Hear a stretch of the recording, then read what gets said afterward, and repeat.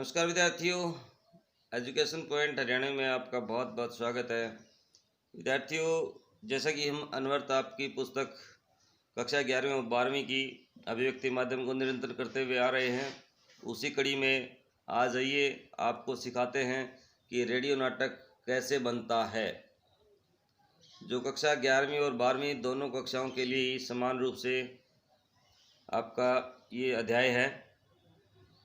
तो आइए देखते हैं नाटक क्या होता है, कैसे बनता है और रेडियो नाटक कैसे बनता है। विद्यार्थियों, मंच पर जो है ना नाटक मंचित किया जाता है वो अलग तरह का नाटक होता है, और रेडियो में जो नाटक हम सुनाते हैं, जो सुनते हैं, उसकी जो अवधि है उसका हमें विशेष ध्यान रखना पड़ता है। उसमें ध्वनियों का भी ध्यान रखना पड़ता है, क्योंकि नाटक जो है यदि हम मंच पर मंचित करते हैं तो उस समय तो सारी प्रतिक्रियाएं हमें वहाँ दिखानी होती हैं, दर्शक देख लेते हैं। लेकिन जब रेडियो पे उसको सुनते हैं तो उसमें प्रत्येक नाटक का जो चरण होता है उस चरण के अनुसार ही उसमें जो है ना ध्वनियों का प्रयोग किया जाता है।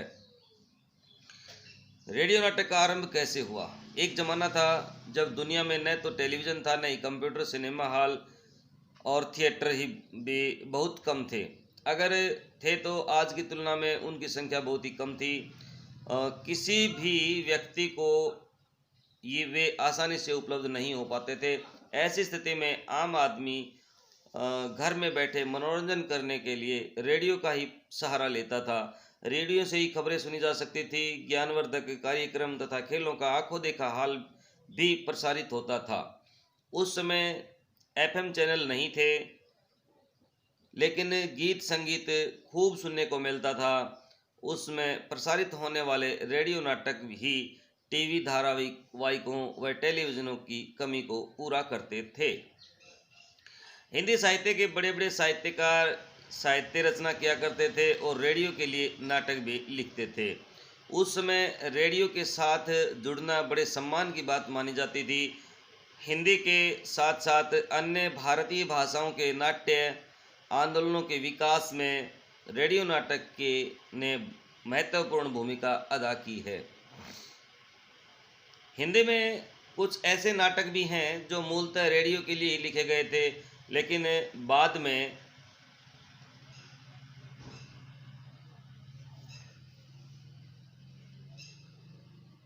साहित्य जगत में काफ़ी लोकप्रिय हुए। इस संदर्भ में धर्मवीर भारती द्वारा रचित अंधायुग एक है ना गीति नाट्य है भाई, गीति नाटक है, तथा मोहन राकेश का रचित आषाढ़ का एक दिन सर्वश्रेष्ठ उदाहरण है। दोनों ही जबरदस्त नाटक हैं भाई। वाकई जिंदगी में कभी आपको अवसर मिलता है तो जरूर पढ़िएगा, आपको मिल जाएंगे ये आषाढ़ का एक दिन और जो है अंधायुग, दोनों ही पढ़े हैं मैंने, बहुत ज़बरदस्त हैं। आप लीजिएगा कहीं से, इनको ज़रूर पढ़िएगा। इस प्रकार रेडियो नाटक का इतिहास रेडियो से आरंभ होता है। तो रेडियो नाटक और सिनेमा रंगमंची नाटक में अंतर स्पष्ट कीजिए। वेरी इंपॉर्टेंट क्वेश्चंस, बहुत बार आता है। तो रेडियो नाटक एक श्रव्य माध्यम है, यानी रेडियो को सुन सकते हैं, लेकिन सिनेमा या रंगमंची नाटक दृश्य माध्यम है।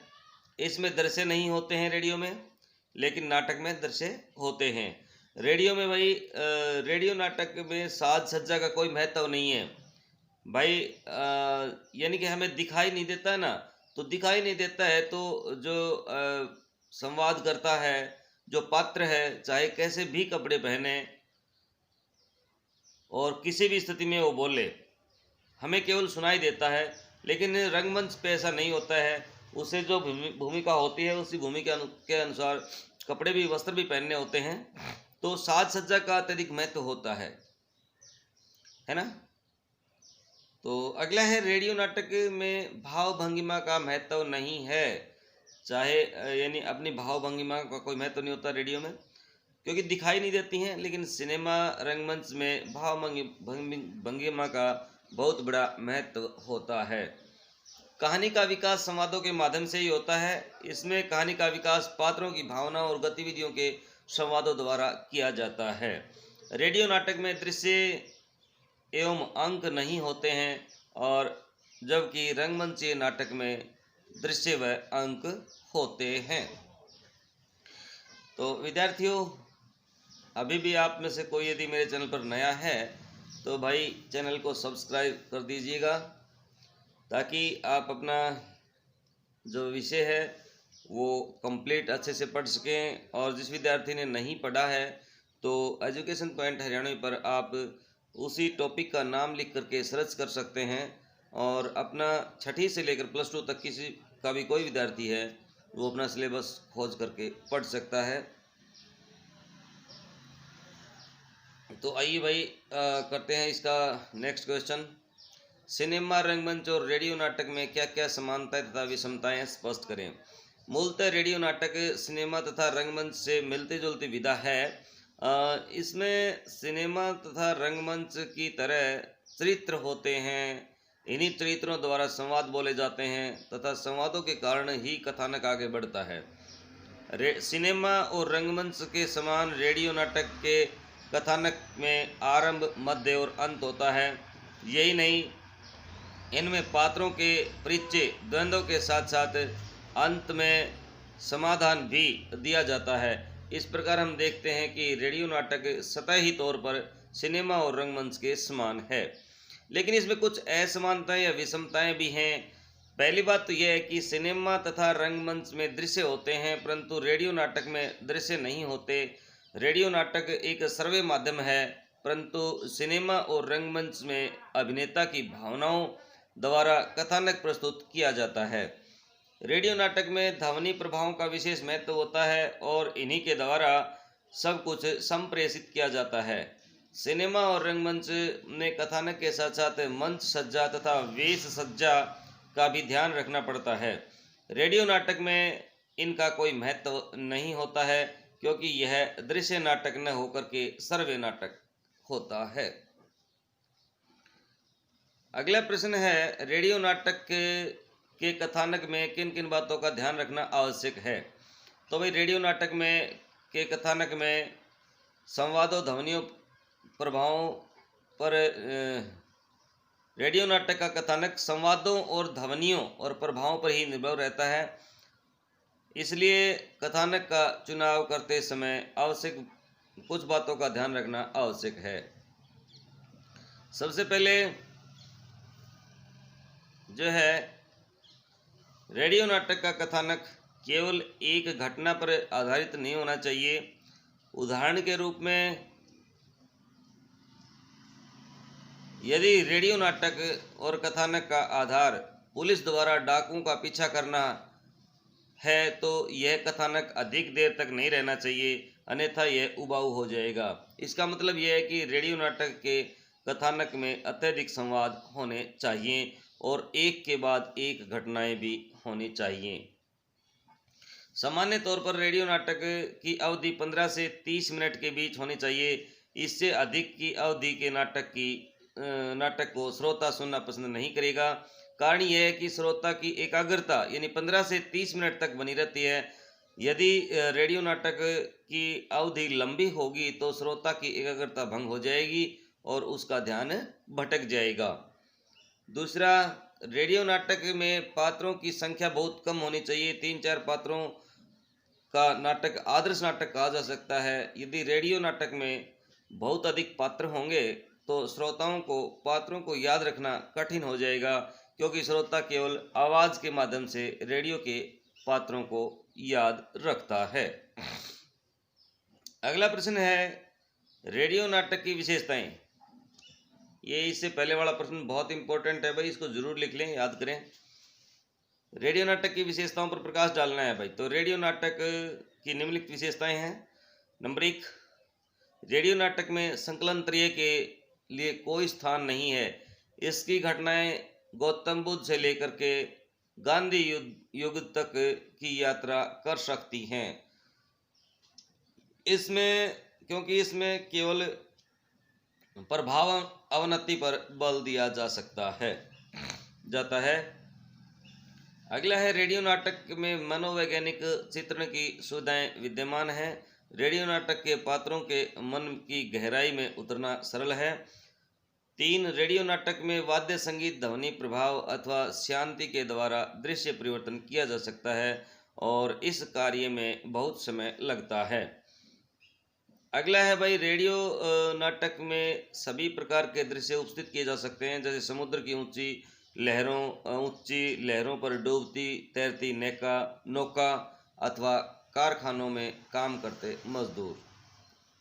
नंबर 5, रंगमंच पर अस्वाभाविक लगने वाले और प्रतीकात्मक पात्र रेडियो नाटक के में सजीव एवं स्वाभाविक प्राणी बन जाते हैं। यही नहीं, भाव और विचार भी मानव शरीर धारण कर लेते हैं। नंबर 6 है, रंगमंच का अस्वाभाविक स्वगत कथन माइक्रोफोन का स्पर्श पाकर के रेडियो नाटक का स्वाभाविक बन जाता है। अगला प्रश्न है, रेडियो नाटक के तत्वों की विवेचना कीजिए। इंपॉर्टेंट प्रश्न है भाई, कई बार आ चुका है, तो इसको जरूर लिख लें आप।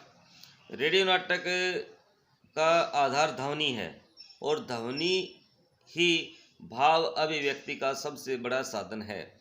एक ही शब्द का हम अलग अलग उच्चारण करके प्रेम, घृणा, क्रोध आदि विभिन्न भावनाओं को व्यक्त कर सकते हैं। रेडियो नाटक में ध्वनि का प्रयोग 3 प्रकार से होता है और यही 3 ही रेडियो नाटक के तत्व होते हैं: भाषा, ध्वनि प्रभाव और संगीत।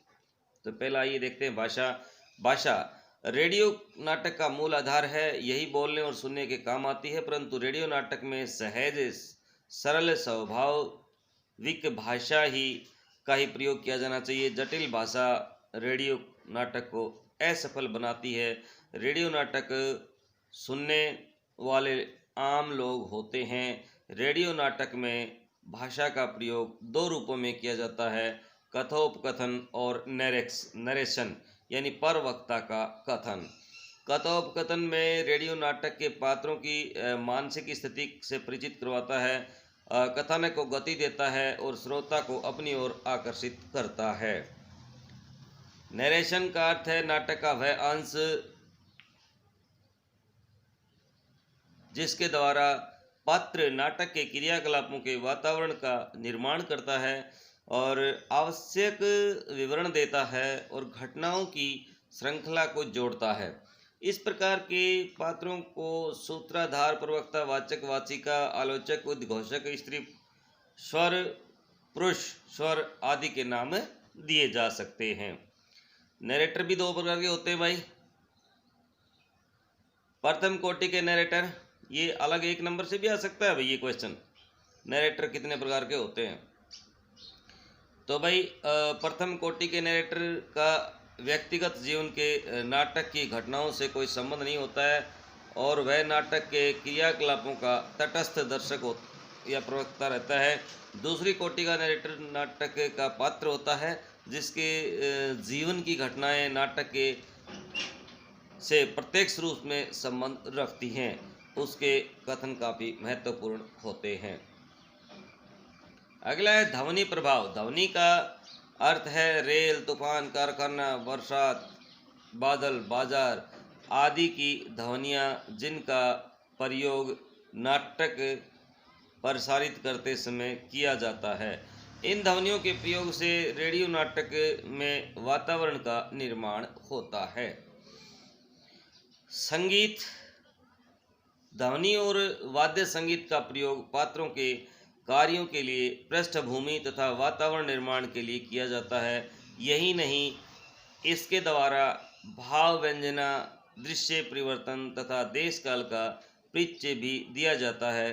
संगीत के प्रयोग से रेडियो नाटक सजीव एवं प्रभावशाली बन जाता है। अगला प्रश्न है, रेडियो नाटकों की ध्वनि तथा संवादों की भूमिका पर प्रकाश डालिए।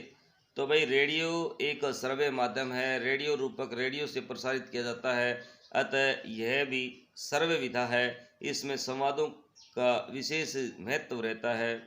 श्रोता ध्वनि तथा संवादों को सुनकर के ही कथानक को समझता है और आनंद उठाता है।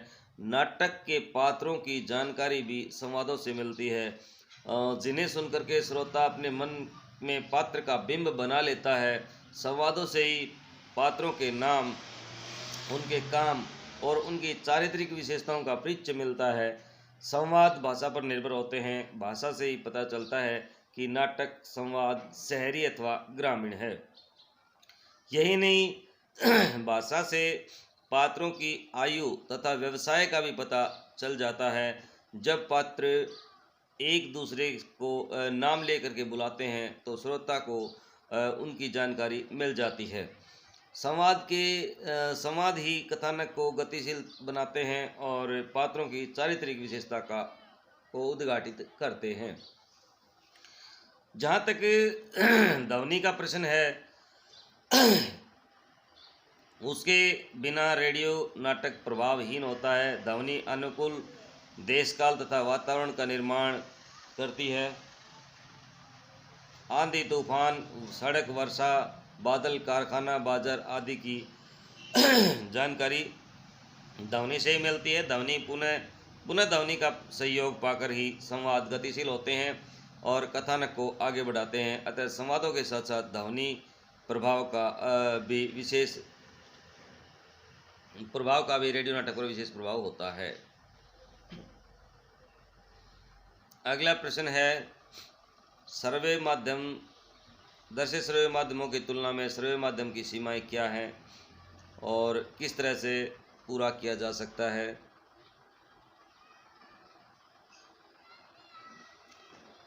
दृश्य श्रव्य माध्यम में हम नाटक को अपनी आंखों से देख सकते हैं और पात्रों द्वारा बोले गए विभिन्न संवादों को सुन भी सकते हैं। नाटक निर्देशक संपूर्ण नाटक को रंगमंच पर प्रस्तुत करता है। नाटक में अनेक दृश्य होते हैं जिन्हें मंच पर सजाया जाता है। जब प्रत्येक दृश्य को अभिनय द्वारा प्रस्तुत किया जाता है तब हम अभिनेताओं के हाव भावों को देखते हैं, उनके वार्तालाप को सुनते हैं। इस प्रकार से हम संपूर्ण नाटक का आनंद लेते हैं। सिनेमा और टीवी सीरियल में भी यही स्थिति होती है, परंतु श्रव्य माध्यम की कुछ सीमाएं हैं। इसमें भी हम कुछ भी देख नहीं सकते हैं, केवल सुन सकते हैं। रेडियो नाटक में निर्देशक नाटक को इस प्रकार प्रस्तुत करता है कि ध्वनियों के माध्यम से ही सब कुछ समझना पड़ता है। उदाहरण के रूप में यदि नदी के किनारे पर दो पात्र वार्तालाप कर रहे हैं तो नदी के बहने की ध्वनि उत्पन्न की जाएगी और फिर वहाँ पात्र बात करते सुनाई देंगे। इससे श्रोता अनुमान लगा लेगा कि पात्र नदी के किनारे आपस में बात कर रहे हैं। उसी प्रकार यदि जंगल का दृश्य प्रस्तुत करना है तो जंगली जानवरों की आवाज़ें, डरा देने वाला संगीत उत्पन्न किया जाता है। कभी कभी पात्र वातावरण की सृष्टि करने के लिए स्वयं वार्तालाप द्वारा इसे प्रस्तुत करते हैं। जैसे, ओह बड़ी सर्दी पड़ रही है, ठंड के मारे हाथ काँप रहे हैं। यदि वर्षा का वातावरण उत्पन्न करना हो तो बरसात होने की ध्वनि प्रस्तुत की जाएगी और जल्दी जल्दी चलने की आवाज़ों को उनके वार्तालाप के साथ जोड़ा जाएगा। इस प्रकार हम देखते हैं कि दृश्य श्रव्य माध्यम की तुलना में श्रव्य माध्यम में साधन बहुत सीमित होते हैं। इसमें केवल ध्वनि द्वारा ही वातावरण का निर्माण किया जा सकता है। इसके विपरीत नाटक अथवा सिनेमा में दृश्य श्रव्य माध्यमों का प्रयोग किया जाता है। इम्पोर्टेंट प्रश्न है ये भी भाई। अब है ना विद्यार्थियों, ये जो है कुछ टॉपिक हैं, इनमें से किसी भी टॉपिक पर कई मर्तबा लिखना आ जाता है। घनी अंधेरी रात, बच्चों की खुशी, वर्षा के दिन, सुबह का समय और नदी का किनारा। देखिए ये बोर्ड है ना, हर वर्ष अपने हिसाब से टॉपिक दे देता है, तो ज़रूरी नहीं है जो मैं पढ़ाऊँ उन्हीं में से कोई टॉपिक आ जाए। लेकिन मैं आपका ऐसे समय खराब नहीं करूँगा। ये आप स्वयं भी लिख सकते हैं। रेडियो नाटक के बारे में कोई टॉपिक जब आपको दिया जाता है तो टॉपिक के बारे में आप खुद भी लिख सकते हैं। यदि आप चाहें तो एक के बारे में मैं आपको पढ़ के बता सकता हूँ। जैसे घनी अंधेरी रात है तो रात में साए साए की आवाज़, किसी पात्र का कहना कि घना काला अंधेरा है, हाथ को हाथ नहीं दिखाई दे रहा है, चौकीदार की सीटी और जागते रहो का स्वर आदि द्वारा घनी अंधेरी रात के दृश्य को प्रस्तुत किया जा सकता है। सुबह का समय चिड़िया के चहचहाने का स्वर, मुर्गे की बांग देना, किसी पत्र द्वारा प्रातःकालीन भजन का स्वर आदि साधनों से सुबह का वर्णन किया जा सकता है। बच्चों की खुशी, बच्चों में के का कोलाहल का स्वर, उनकी किलकारियाँ, उनकी हंसी तथा उनके खिलौने की ध्वनियों द्वारा बच्चों को के दृश्य को प्रस्तुत किया जा सकता है। नदी का किनारा, नदी के बहने का के पानी की आवाज़, हवा का स्वर, पक्षियों का कलरव, किसी पात्र द्वारा यह कहना कि नदी का पानी बहुत ठंडा है आदि शब्दों के द्वारा नदी के किनारे का दृश्य प्रस्तुत किया जा सकता है। वर्षा का दिन जो है ना, निरंतर वर्ष होने वाली जो है ना वर्षा होने की ध्वनि, किसी पात्र का यह कहना कि आज तो बरसात रुकने का नाम नहीं ले रही है, छाता खोल लो, पानी बहने का स्वर, परनाले से पानी गिरने का स्वर आदि माध्यमों से वर्षा के दिन का दृश्य प्रस्तुत किया जा सकता है। तो आप भी ये एक रेडियो नाटक जो है आप बना सकते हैं। कोई भी एक कहानी आप इनमें से उठा सकते हैं, इनमें से कोई टॉपिक उठा सकते हैं। सुबह का समय है, नदी का किनारा है, बच्चों के खुशी के दिन है, तो आप कल्पना करके एक नाटक बना सकते हैं जो 15 से 20 मिनट का हो, बड़ी आसानी से। तो विद्यार्थियों, यही था आज का हमारा टॉपिक, रेडियो नाटक कैसे बनता है। और इसके जो महत्वपूर्ण प्रश्न थे उनको हमने कर लिया है। हम मिलेंगे आपके लास्ट और अंतिम लेसन के साथ अगले वीडियो में। तब तक के लिए जय हिंद, जय भारत विद्यार्थियों, वंदे मातरम।